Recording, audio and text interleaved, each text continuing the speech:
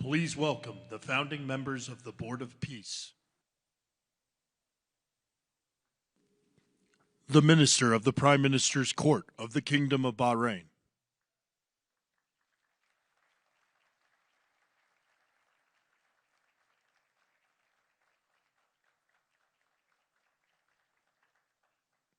The Minister of Foreign Affairs of the Kingdom of Morocco.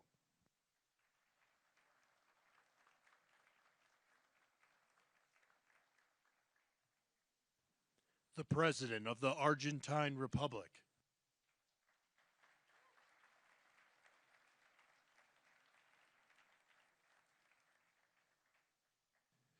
The Prime Minister of Armenia.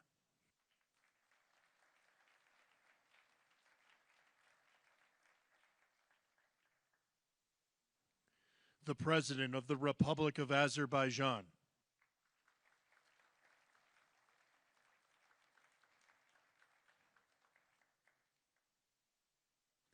The Prime Minister of the Republic of Bulgaria.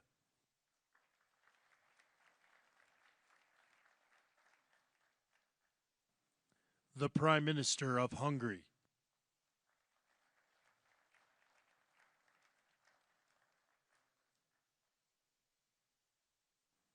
The President of the Republic of Indonesia.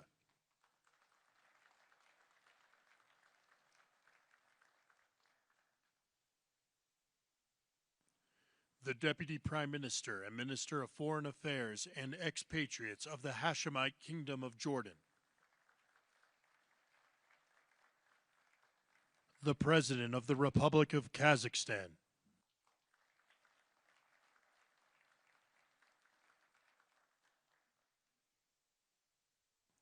The President of the Republic of Kosovo.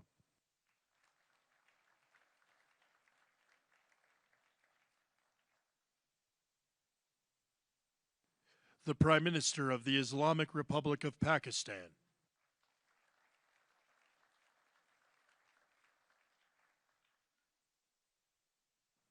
The President of the Republic of Paraguay.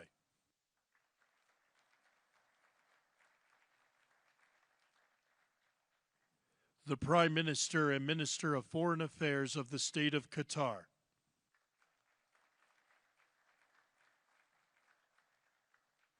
The Minister of Foreign Affairs of the Kingdom of Saudi Arabia.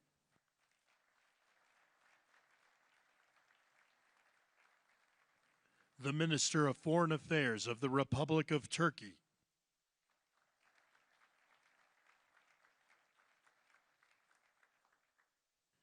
The Special Envoy to the United States for the United Arab Emirates.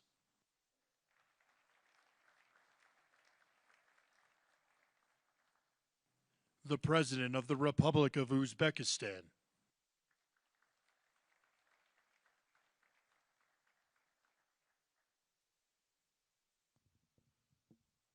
The Prime Minister of Mongolia.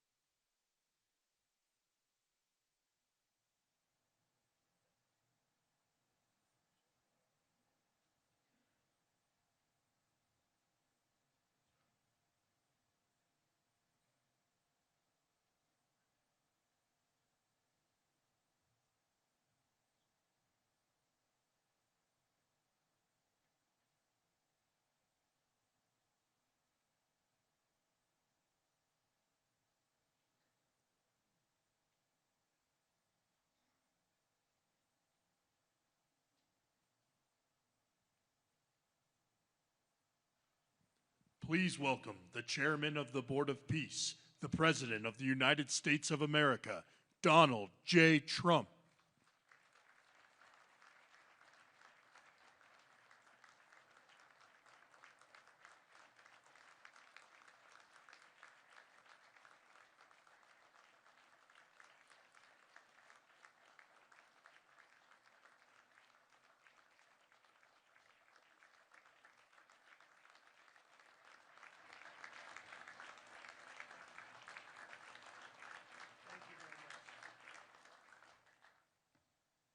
This is a very exciting day, long in the making, and many countries have just received their notice, and everybody wants to be a part of it, and we'll work with many others, including the United Nations. But I want to thank you all for being here. Yesterday we had an incredibly successful visit with many of the world's top business leaders, the best, the biggest, most successful, and foreign heads of state. And now we have one of the most important meetings of all, the official formation of what is known as the Board of Peace. I want to thank the Secretary of State, Marco Rubio, Special Envoy Steve Witkoff, and Jared Kushner, and their extraordinary work. I mean, they have done an amazing job. We have peace in the Middle East. Nobody thought that was possible. We've settled 8 wars, and I believe another one's coming pretty soon. You know what that is? The one that I thought was going to be an easy one. It's turned out to be probably the most difficult. Last month, 29,000 people died, mostly soldiers. Ukraine, Russia. Think of that, 29,000, 27,000, and 26,000 in the month before that. It's terrible. But we have meetings, and we think we're making a lot of progress. Thanks as well to Secretary Scott Bessent, Howard Lutnick, and Chris Wright, U.S. Trade Representative, Jameson Greer. They're all doing such an incredible job. Ambassador Callista Gingrich, who is here, doing a fantastic, really fantastic work. Thank you, Callista. And many other members of my administration who are so committed to peace and are also committed to great success. Very importantly, let me recognize the very first group of distinguished members of the Board of Peace. They will be introduced by name in just a moment. Caroline will be doing that introduction. And to each and every one of you, we are truly honored by your presence today. Leaders of countries, in most cases very popular leaders, some cases not so popular, but that's the way it goes in life. Thanks as well to President Karol Nawrocki of Poland, who's a fantastic man. He just won a very big election. I'm very proud of him.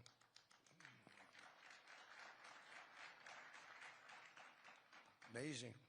Along with former Prime Minister of the United Kingdom, Tony Blair. Thank you, Tony, for being here. We appreciate it. And members of the Board of Peace Executive Board, great group.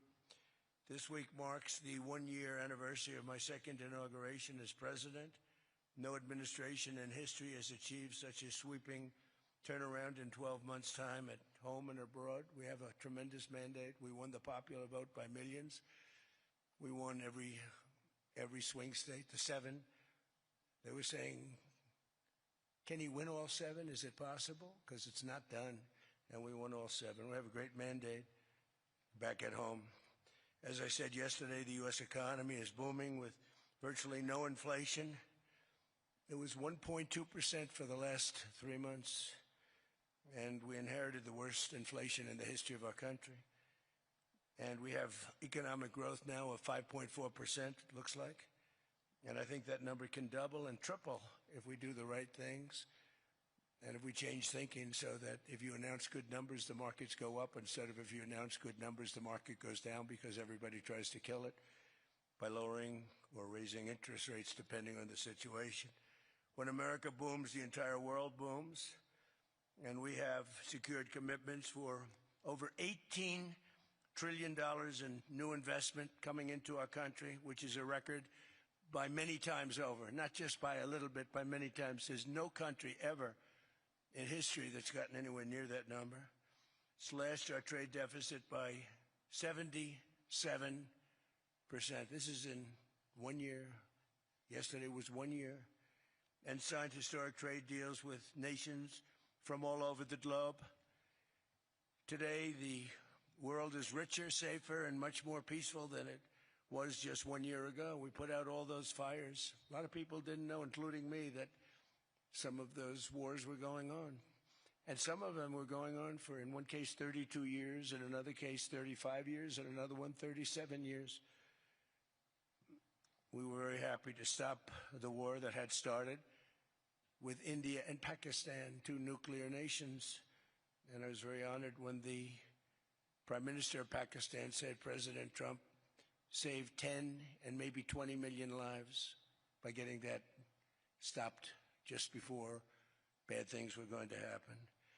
As president, I ended those 8 wars in 9 months, including Cambodia and Thailand. And by the way, many of the leaders are here. Kosovo and Serbia, the Democratic Republic of the Congo and Rwanda, Pakistan and India, Israel and Iran, Egypt and Ethiopia. We're working on that right now. I met yesterday with a very good general and a very good leader of Egypt.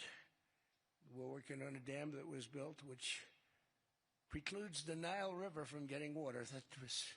It's a little tough situation, but we'll get that settled. I really had it just about settled in my first term, and then we had a rigged election. Took me out of commission for a little while, but here I am back. We'll get it settled. But it's a pretty tough situation. A dam was built, and the water doesn't come down to the Nile. When I think of Egypt, I think of the Nile, but I think of the Nile with water in it. Armenia and Azerbaijan, a lot of these leaders have become my friends. They become my friends. They're here. And, of course, the war in Gaza, which is really coming to an end. We have little fires that we'll put out, but they're little. They were giant, massive fires, and now they're down to little fires. We can put them out very easily. We have 59 countries that are involved in peace in the Middle East. Many of them not in the Middle East. They're near the Middle East, but they're not in the Middle East. And many have said that if Hamas doesn't do what they promised they would do, and I think they probably will, but they were born with rifles in their hands, literally born.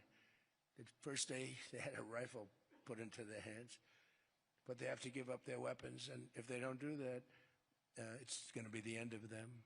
But many countries have told me we want to go in and do it, and they really aren't countries that you traditionally think of as being involved in that. But that's a fire. Hezbollah in Lebanon, we have to do something about that. But these are, I call them remnants. They're small remnants compared to what it was before. It was massive, large, powerful countries fighting each other. In another great victory for the ultimate goal of peace, in June, we obliterated Iran's nuclear enrichment capacity with Operation, we call it Operation Midnight Hammer. And it was midnight, it was dark, no moon, and every single one of those bombs from the B-2 bombers hit the air shafts and went deep into the earth and totally obliterated everything that they were doing. They were 2 months away from having a nuclear weapon. Can't let that happen. And Iran does want to talk, and we'll talk. We've also hit ISIS in Syria, and very strongly, as you know. In my first administration, I took out al-Baghdadi, the founder of ISIS, and he was trying to start it up again because due to the tremendous talent of General Raisin Kane, as I call him, he wiped out ISIS in a period of 3 weeks in my first term. You know, we had a great first term, but the second term is, I think, blowing it away, actually. But we took out ISIS, and we had, it was gone, but during the Biden administration, it formed again a little bit. We hit it very hard in Syria. And Syria, by the way, I spoke with the president, is making a lot of progress, tremendous progress, actually. We're very happy about that. We took off all sanctions, which gives them a chance to breathe. And he is working very, very hard, and I think he's going to put it all together. So many things are happening, many good things. Threats to Europe and America, the Middle East, and other places are really calming down. It's a lot different than it was just 1 year ago. Just 1 year ago, the world was actually on fire. A lot of people didn't know it. And in Nigeria, we're annihilating terrorists who are killing Christians. We've hit them very hard. They've killed thousands and thousands of Christians. What's that all about?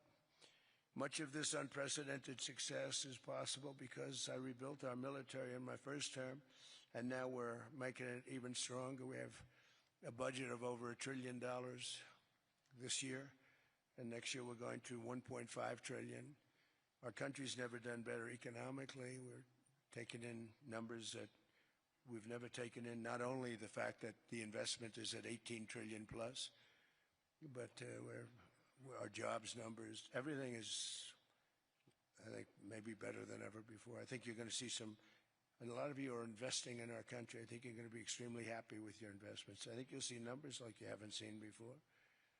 I also secured commitments from virtually all NATO allies to increase their defense spending to 5% of GDP. Everybody but Spain. I don't know what's happening with Spain. Why would they not do that? They want a free ride, I guess, huh? Every country but Spain increased to 5%. I don't know why. We're going to have to talk to Spain.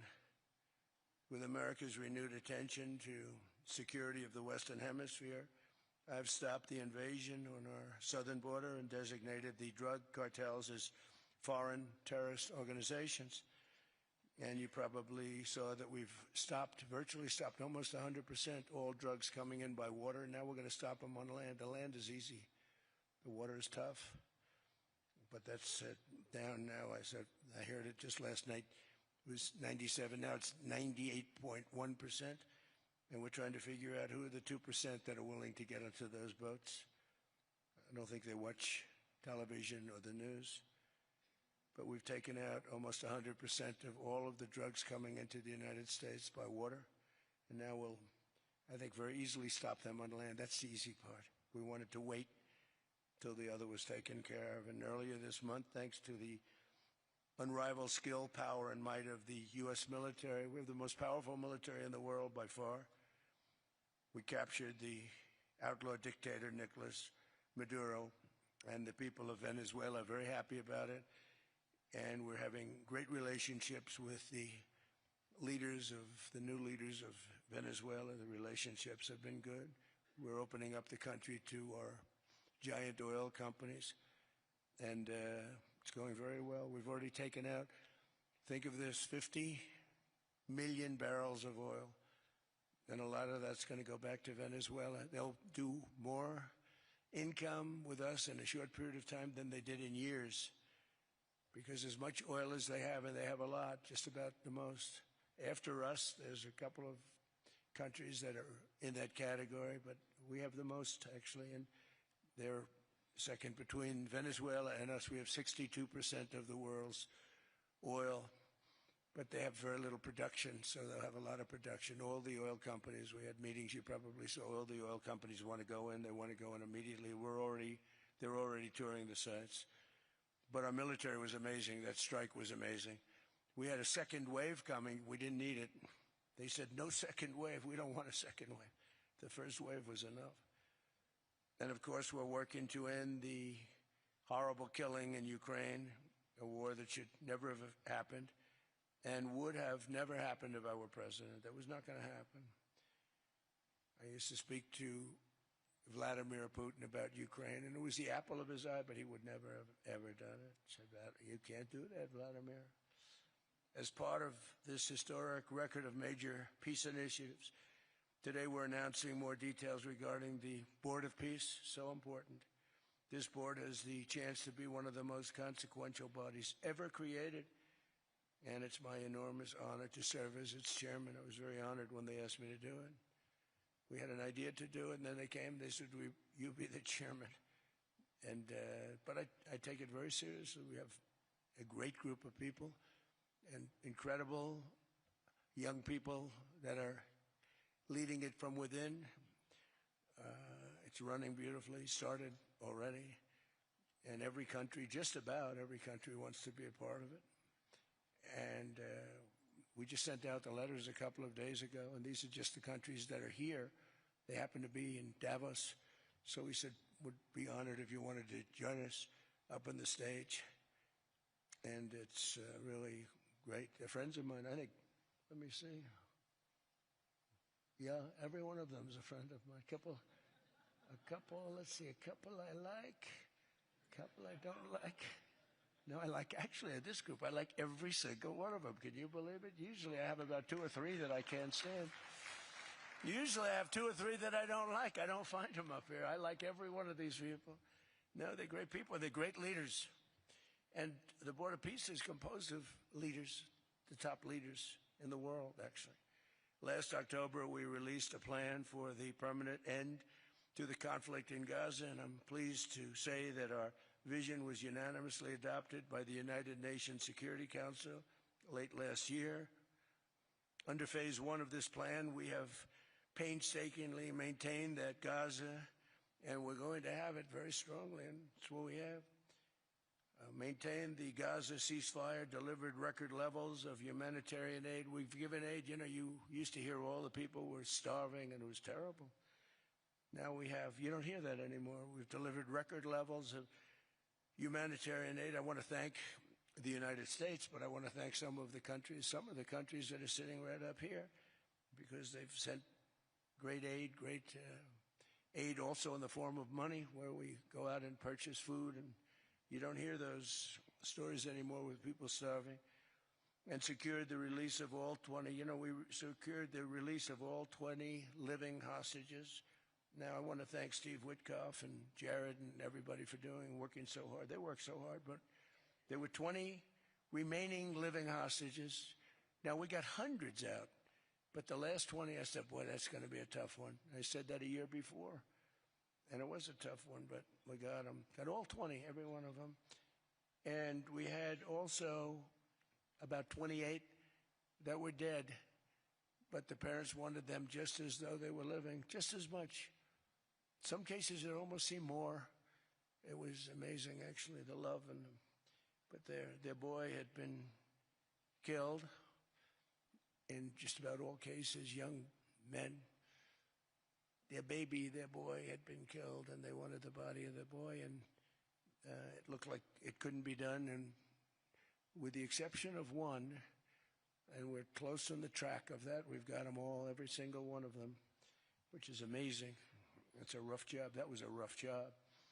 And I've been very clear that Hamas must return that last remaining deceased hostage as well, and that will be the full commitment. And then we get on to other things, and we're committed to ensuring Gaza is demilitarized, properly governed, and beautifully rebuilt. It's going to be a great plan, and that's where the Board of Peace really started. And I think we can spread out to other things as we succeed with Gaza. We're going to be very successful in Gaza. It's going to be a great thing to watch, and we can do other things. We can do numerous other things. Once this board is completely formed, we can do pretty much whatever we want to do, and we'll do it in conjunction with the United Nations. You know, I've always said the United Nations has got tremendous potential, has not used it, but there's tremendous potential in the United Nations, and you have some great people at the United Nations, but so far it hasn't. You know, on the 8 wars that I ended, I never spoke to the United Nations about any of them. And you would think that I should have. You would think they could have done those 8 wars, but they couldn't have. And they tried, I guess, in some of them, but they didn't try hard enough. But there's tremendous potential with the United Nations. And I think the combination of the Board of Peace with the kind of people we have here, coupled with the United Nations, can be, you know, something very, very unique for the world. It's for the world. This isn't United States. This is for the world. As everyone can see today, the first steps toward a brighter day for the Middle East and a much safer future for the world are unfolding right before your very eyes.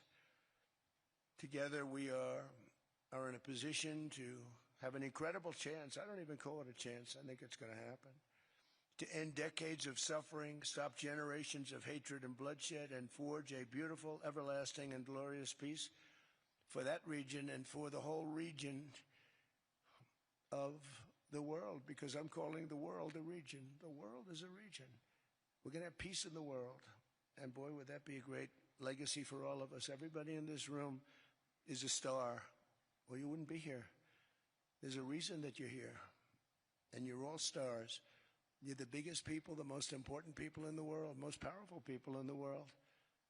And when you use that genius that you have, that very unusual, very inspired genius, when you use that for peace, the opposite of peace has no chance. So I just want to say it's tremendous to be with you, and I think this is something that we're doing that's very important. This is the most important. I was so looking forward to being here, and yesterday was a tremendous success. A lot of good things happened, but this was something that I really wanted to be here and do, and I could think of no better place because so many people were together. And now to bring the Board of Peace into full force, I ask Sheikh Isa of Bahrain and Foreign Minister Barita of Morocco to join me in signing and ratifying the Board of Peace Charter. Thank you very much, everybody. Appreciate it. Thank you.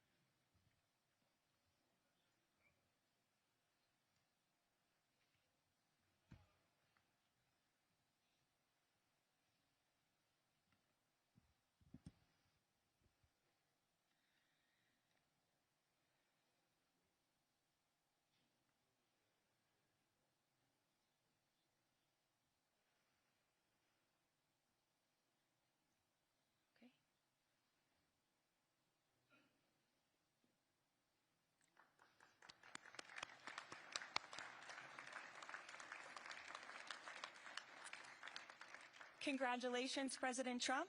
The Charter is now in full force, and the Board of Peace is now an official international organization.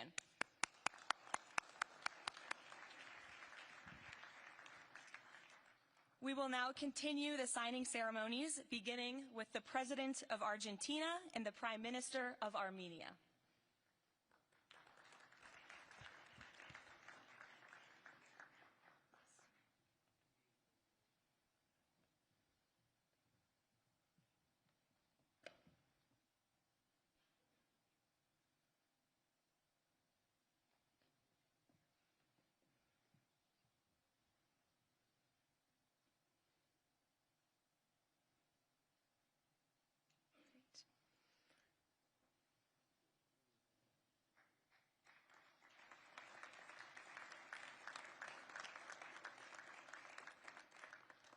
Next up, the President of the Republic of Azerbaijan and the Prime Minister of the Republic of Bulgaria.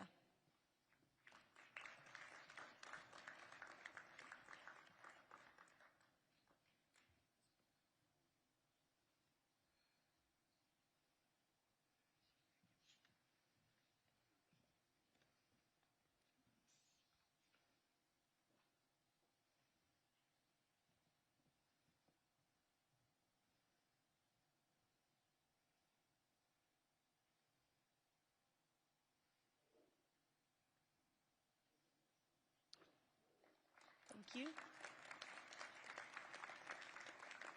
Next, the Prime Minister of Hungary and the President of the Republic of Indonesia.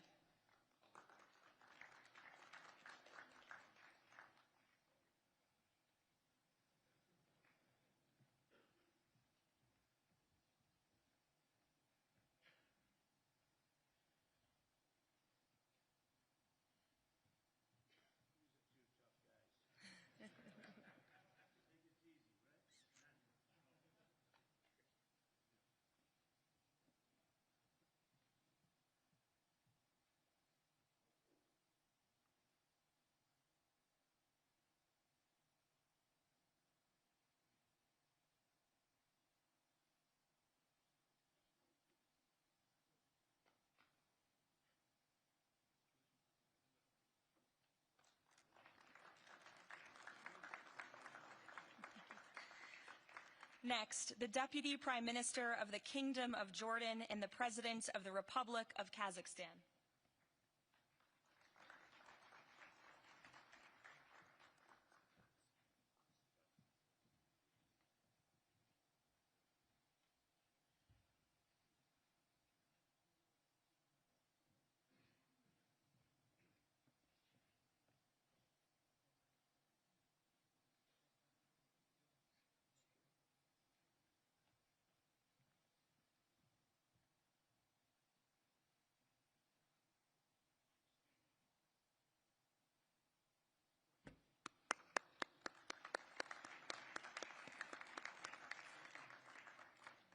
Next, the President of the Republic of Kosovo and the Prime Minister of the Islamic Republic of Pakistan.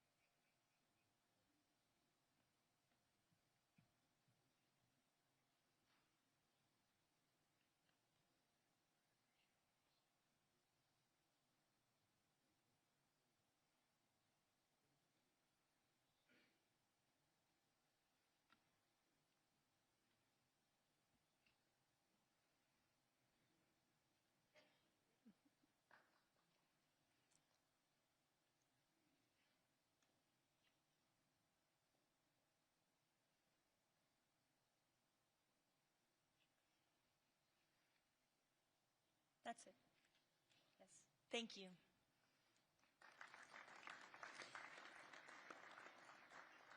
Next, the President of the Republic of Paraguay and the Prime Minister of the State of Qatar.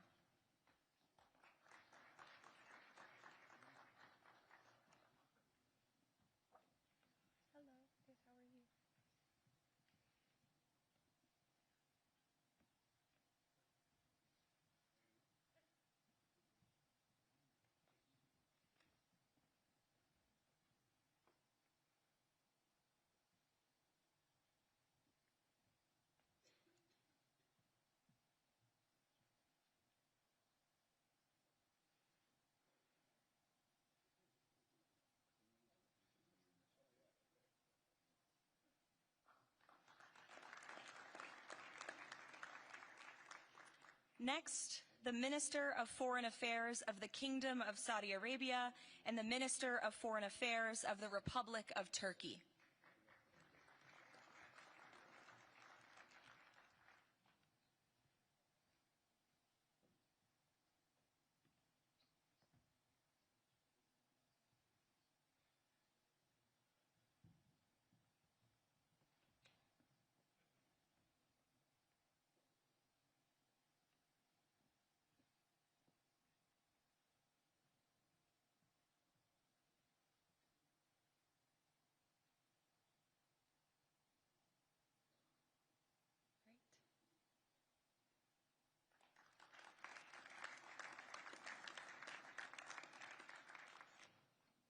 Next, the Chairman of the Executive Authority Affairs of the UAE and the President of the Republic of Uzbekistan.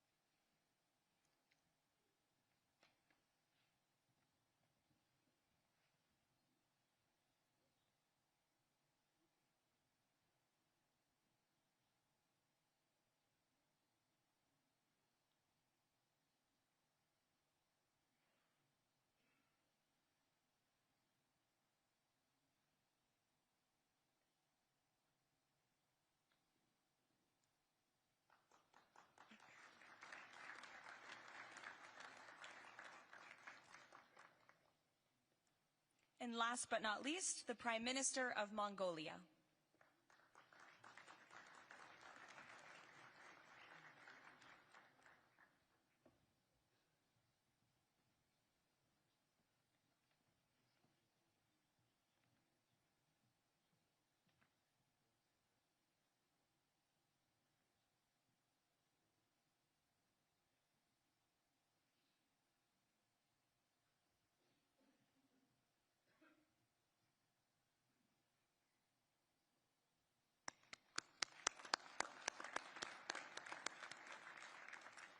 Congratulations, everyone. This concludes the signing ceremony. If President Trump and all of the Board of Peace members could please join the President around the table, The President is now going to sign the inaugural resolution that will resolve the Board of Peace's Gaza mandate per the United Nations Security Council Resolution 2803.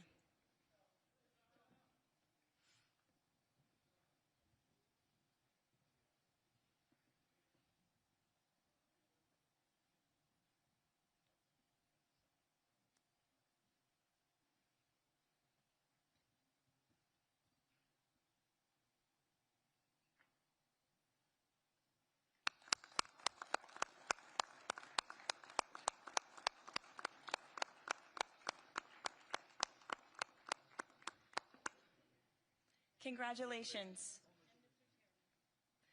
If President Trump and all Board of Peace members could please take their seats in the front.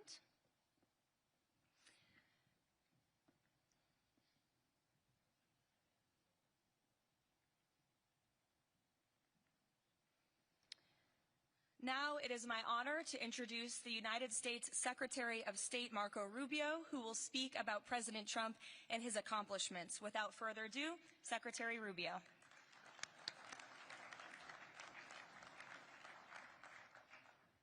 Thank you very much. It's an honor to be here today. It's an honor to serve as the Secretary of State during a historic presidency.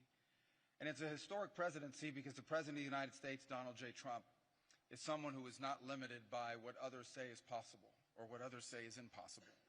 He's not limited by some of the things that have happened in the past, and he's willing to talk to or engage with anyone in the interest of peace, always putting the American people and our national security first, but understanding that in the world that we share with so many others, peace is paramount to all of us. We are here today because of President Trump's vision. If we go back just a few months ago, people thought what was happening in Gaza was impossible to solve. 28 hostages that were dead, others that were still living, all these hostages that were being held. No one thought that that would ever come to a resolution without more fighting and more bloodshed along the way. In fact, frankly, many thought it was intractable. And sadly, many of the institutions that have served us well in many cases for the last 70 years were unable to do anything about it. But President Trump had the vision and the courage to dream the impossible, to believe that it was doable, and to pursue it with all of his heart. And he was in that capacity assisted by an extraordinary team, and I think both Jared and Steve deserve a tremendous amount of credit, Jared Kushner and Steve Woodcock, for all the work they put in. And all of our partners here today. And now we have this Board of Peace, who I believe's possibilities are endless.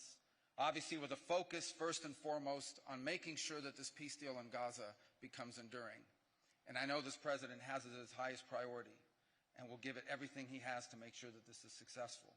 I also want to acknowledge the extraordinary leaders that are here today. This is not just a Board of Peace, this is a Board of Action. Just like President Trump is a president of action. A lot of times people like to give speeches. I've been to many of these forums, and they're not useless, and they're not, they have utility in many cases. But oftentimes in international affairs, we often find ourselves at events where people are reading these scripted statements, these strongly worded letters that they put out, but no action. Nothing happens. This is a group of leaders that are about action. And the President of the United States is a president of action, of getting things done. And today is the beginning of that, of a new era and a new stage that we think is so important as a model to the rest of the world of what is possible. And clearly the focus is right now on Gaza and making sure that the plan that's about to be presented to you here today, this vision for the future of Gaza, this vision for the future of the region, is not just possible and promising. It is our destiny if we put the time and the effort that it requires, as I know this board will do. But I also think it will serve as an example of what's possible in other parts of the world. Without losing focus on what's before us now, this is what's possible for other places and other conflicts that seem impossible to solve right now. So I want to, on behalf of the United States, on behalf of the team that worked so hard on this, thank every single one of the leaders that are here today and all of the countries that have committed to joining, and many others who are going to join. Others either are not in town today or they have to go through some procedure internally in their own country because of constitutional limitations. But others will join. Many want to be a part of this effort because it is going to be a successful effort. And you see it reflected here today among countries of different backgrounds from different parts of the world, majority Christian some, majority Muslim others, who've come together. In fact, former adversaries who have joined here as part of this Board of Peace. And all was possible, and I want to acknowledge this again, because of the vision and the drive of the President of the United States. So thank you all for joining us here today. We appreciate it very much.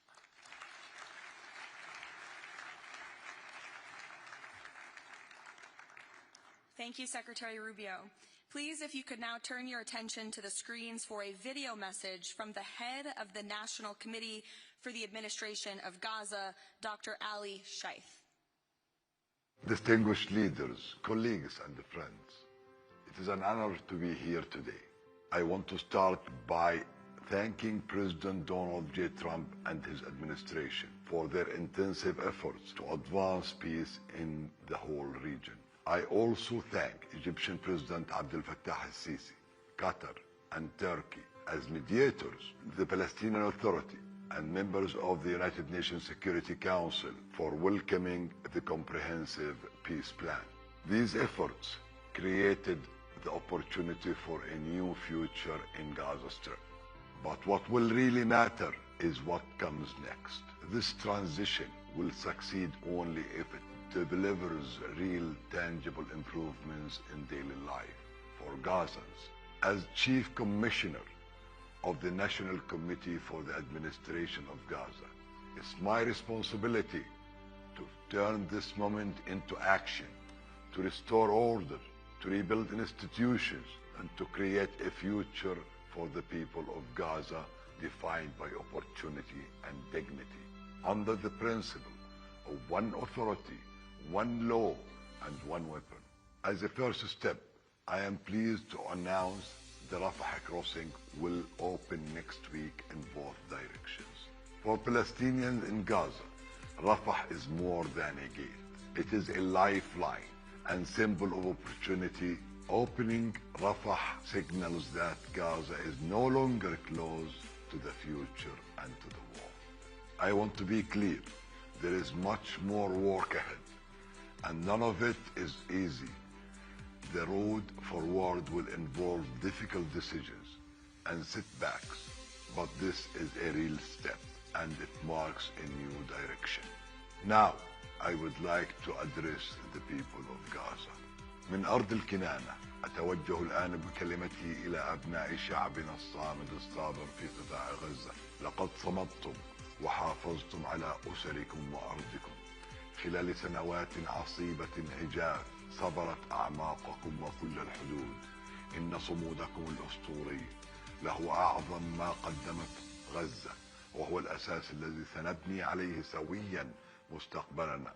إن هذه اللحظة ليست للنظر إلى الخلف، بل المضي قدما نحو مستقبل زاهر مشرق، مستقبل ينشأ فيه أبناؤنا بلا خوف وقلق. يكافأ العمل وتفتح المدارس وتستعيد الحياة اليومية استقرارها وأمنها. إن المرحلة المقبلة تتطلب تضافر الجهود من قبل الجميع، ولكنكم لن تواجهوها وحدكم. أصواتكم لها وزن، وأعمالكم لها أثرها، والتزامكم بالسلام وإعادة بناء مجتمعاتكم ستحدد ملامح قطاع غزة الجديد. خطوة بخطوة وبالانضباط والعزيمة سنبني غزة قادرة على الاعتماد على ذاتها، ونرسم مكانها كمركز للحرية والفرص والسلام. Today I ask the international community not only to support this effort, but to work with us. Judge us by our actions, hold us to clear standards, and stand with the people of Gaza as we take this responsibility for our future. Thank you, ladies and gentlemen.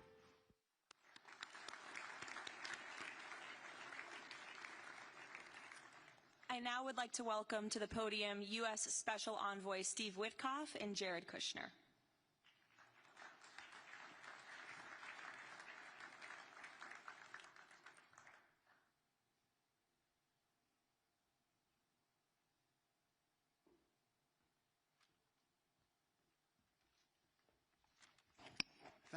Thank you, everyone, and welcome here. This is really my honor to be up here speaking.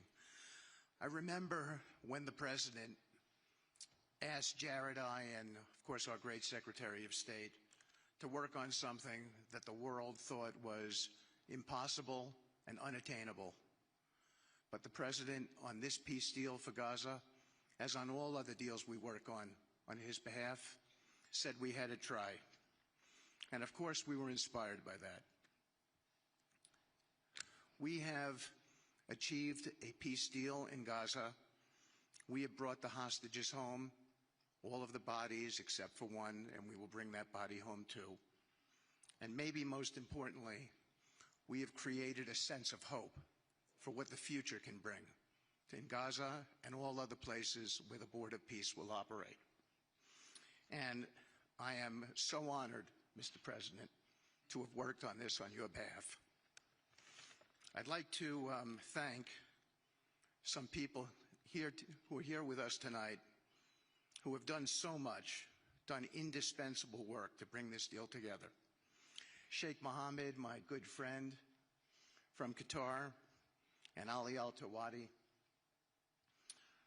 Hakan, Fidan, and Ibrahim, General Hassan, and Foreign Minister Badr Abdulati, and of course, President Sisi, and Prime Minister Netanyahu, former Special Envoy Ron Dermer, and Michael Eisenberg for all that they did.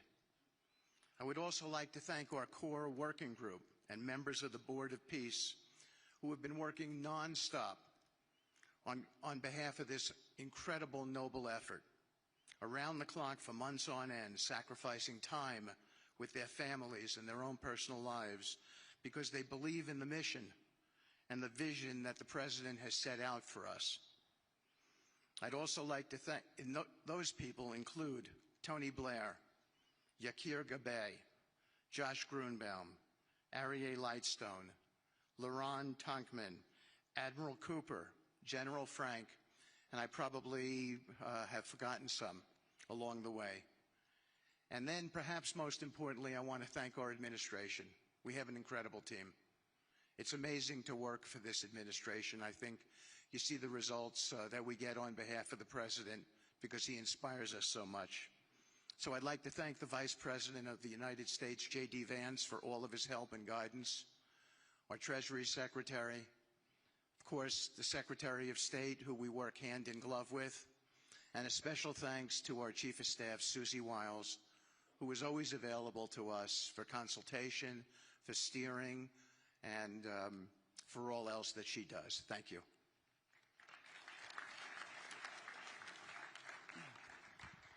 Thank you, Steve. And I have to say, one of the great honors for me of being able to work on this has been working with Steve, who really is as brilliant as he is. His heart is tremendous. He's a lot of fun to be with. And even in some of these, very difficult moments where we didn't think things were happening, working together really was an amazing treat. I'm going to go now today just through a couple quick slides just to show you the progress that's been made in the last couple months. It was just over 100 days ago that we got the final deal done, and everyone was celebrating and joyous about the hostages coming home and the end to this long war that nobody thought was possible. And Steve and I were panicking, saying, what do we do next? How do you implement peace? And as you guys know, peace is a different deal than a business deal because you're changing a mindset. And in Israel, there was 2 years of very intense war. For the people in Gaza, there was more than just 2 years of war. They had 20 years of hopelessness being ruled by a terrorist organization. For the people in the Middle East, their hearts were pulled by this. And throughout the entire world, it really was weighing on us. And so we needed to think about, what do we do next? How do we change the habits? How do we change the behaviors? And we really got to work right away. And the team that Steve thanked, including the White House team and the team, the volunteers, it's really been an incredible effort, very entrepreneurial. And we really did it in the way. I've been working now with President Trump for 10 years on politics. And what continues to amaze me is that he always takes a first principles approach and says, what's the most optimal outcome? Aim for that. Whereas politicians are always focused on the downside or what could go wrong or how to make it a little bit better. He always says, aim for the best possible and do your best to get there. And if everyone thinks it's impossible, that's even more reason why you should aim for it. And so really thank you for the leadership and the inspiration for doing this. And I think you'll see today we've achieved more than thought was possible. And our ambition is still to go for something, I think, better than most people think is possible as well. So let's see if these things work. They never usually work. Good. So quickly, I'll go through this 2-year war, 90,000 tons of munitions. There's over 60 million tons of rubble there and tens of thousands of fatalities. Through the ceasefire, we were able to get to the 20-point plan, ceasefire, release of hostages. Getting the UN resolution passed was a huge, huge effort, really thanks to Mike Waltz and the whole team there. They did an incredible job. And we've then, with the help of the UN, we've worked very, very well with them. This is why you need a new organization like the Board of Peace to work with the UN. I want to thank Tom Fletcher. Did an incredible job of really getting it going. We've done historic humanitarian aid. Going forward, number one thing is going to be security. Obviously, we've been working very closely with the Israelis to figure out a way through de-escalation. And the next phase is working with Hamas on demilitarization, which I'll talk about in a second. But without security, nobody's going to make investments. Nobody's going to come, build there. We need investments in order to start giving jobs. We want to take these people. 85% of the aid of Gaza, 85% of the GDP of Gaza has been aid for a long time. That's not sustainable. It doesn't give these people dignity. It doesn't give them hope. And so we want to use free market economy principles. A lot of what President Trump spoke about that he's doing in America, we want to bring the same mindset and the same approach to a place like Gaza to give these people the ability to thrive and have a good life. Let's see. So on the aid, I mentioned the UN. So now people are talking about famine. 100% of the food needs are met, and that's been overabundance. The cost of goods have gone down tremendously. Over 55,000 trucks have gone in, and over 1.4 million pallets. And it's been the largest humanitarian effort done into a war zone that anyone's been able to tell us about. This really has been a great joint effort that everyone's been able to do, and so it's a great thing. We all just heard from Ali. We have been so impressed. Steve and I were speaking to him and the entire committee. Such bravery of these people to step up, and we've worked with the Palestinian Authority, who's been helping us as well. But this committee is the first time it's a technocratic, apolitical committee. I really want to thank the Arab partners for helping us select the right people to do this, and we just need to believe in them and support them. I put this up here. It's probably a little too small for me to read, but this is really important if you saw the mission statement. So Hamas's mission statement was, we need to destroy the state of Israel. That has not worked well for the people, as we've seen. Their mission statement is, we are committed to establishing security, restoring the essential services that form the bedrock of human dignity, such electricity, water, healthcare, and education, as well as cultivating a society rooted in peace, democracy, and justice, operating with the highest standards of integrity, transparency. So these are the basic things. Their goal is to have peace and to help their people, which is an obvious mission statement for a government, but actually fairly novel for Gaza. So we did a master plan. We brought in, I thank you, Akir Gabai, who's one of the most successful real estate developers and brilliant people I know. He's volunteered to do this, not for profit, really because of his heart. He wants to do this. And we've developed ways to redevelop Gaza. Gaza, as President Trump's been saying, has amazing potential, and this is for the people of Gaza, and we've developed it into zones. In the beginning, we were toying with the idea of saying, let's build a free zone, and then we have a Hamas zone. And then we said, you know what, let's just plan for catastrophic success. Hamas signed a deal to demilitarize. That is what we are going to enforce. People ask us what our plan B is. We do not have a plan B. We have a plan. We signed an agreement. We are all committed to making that agreement work. There's a master plan. We'll be doing it in phasing. In the Middle East, they build cities like this in 2-3 million people. They build this in 3 years. And so stuff like this is very doable if we make it happen. Rothel will start with. This will show a lot of workforce housing. We think this could be done in 2-3 years. We've already started removing the rubble and doing some of the demolition. And then New Gaza. It could be a hope. It could be a destination, have a lot of industry, and really be a place that the people there can thrive, have great employment. Once this starts going, we think there should be 100% full employment and opportunity for everybody there. And we have a lot of data on what can be, but we think that this really gives the Gazan people an opportunity to live their aspirations. But it all starts with security, and it all starts with governance. Final note I'll just say on the Board of Peace, which is that all the lessons we're doing is we're basically studying the best practices from all over the world, and we're watching who does education the best, who does healthcare delivery the best. All of these things it's not secret IP. All this is IP that the Board of Peace is going to make public, and we want to encourage all the countries to be able to follow these best practices. A lot of the things that President Trump is doing in America, if they're working, we should all be copying them. If we find what's working in other countries, we should be copying them too. And so what the Board of Peace will have the ability to do if we're successful with Gaza is really show how do you do peace implementation, which is something that when we got this deal done, we didn't really find too much expertise or know-how on how to do it. So as we're creating this system, hopefully it's something that we can just document these learnings and make them available to all else who want to use them in the future.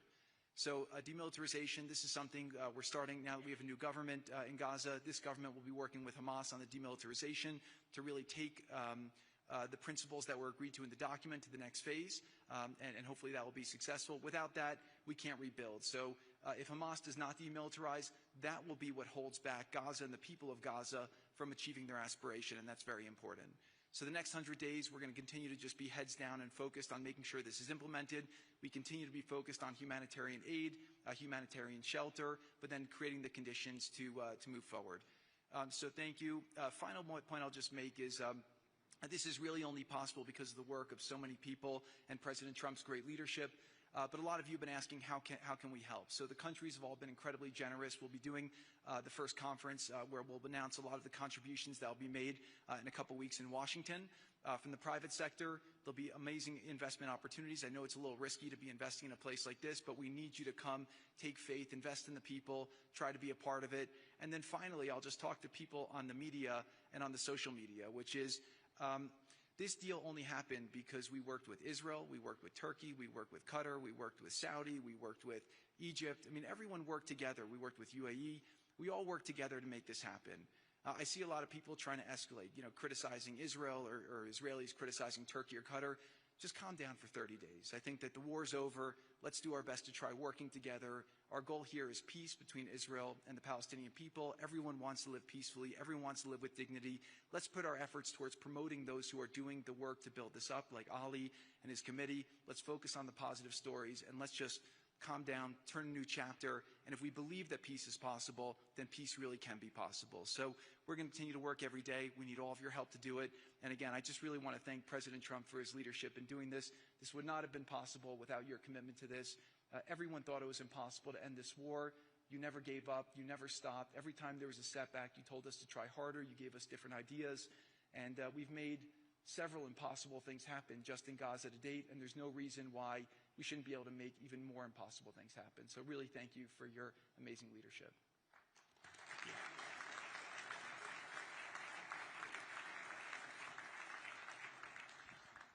Thank you, Jared and Steve. Now I would like to introduce and welcome to the podium the High Representative for Gaza, Nikolay Mladenov.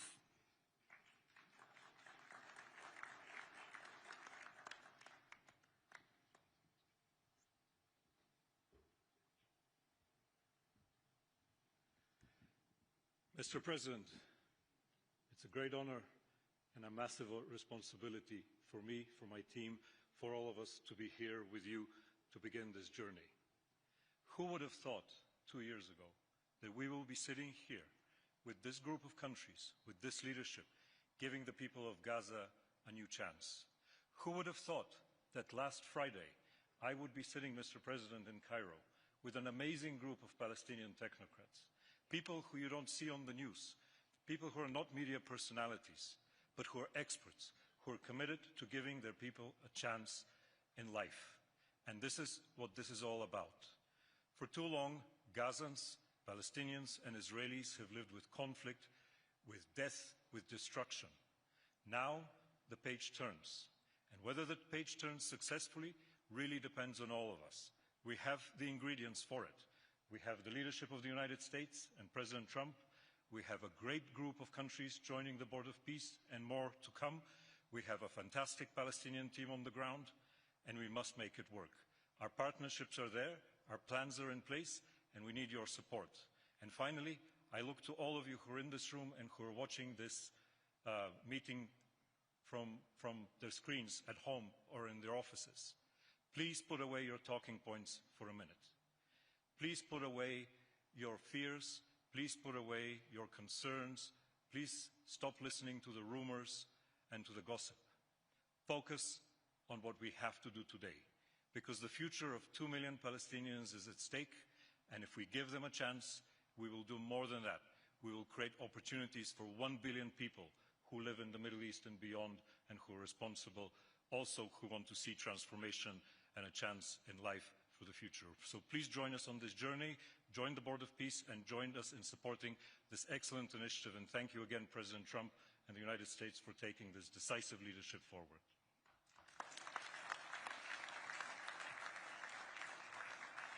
Thank you. President Trump, would you like to make some concluding remarks?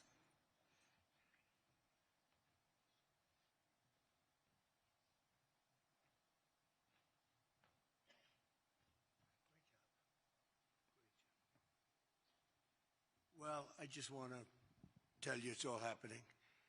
And one of the first things I said when we really got involved in this project, and it's a big one, but it's very doable, I said to Jared and Steve and some of the other folks, including Larry Fink, and congratulations on the great success. The two of you have done a fantastic job. This is bigger and better than ever. We usurped some of your time for a very important reason, and you understand that better than anybody, and we appreciate that you're here very much. Thank you both very much. But I said that, this is a great location. It all begins, see, I'm a real estate person at heart, and it's all about location. And I said, look at this location on the sea.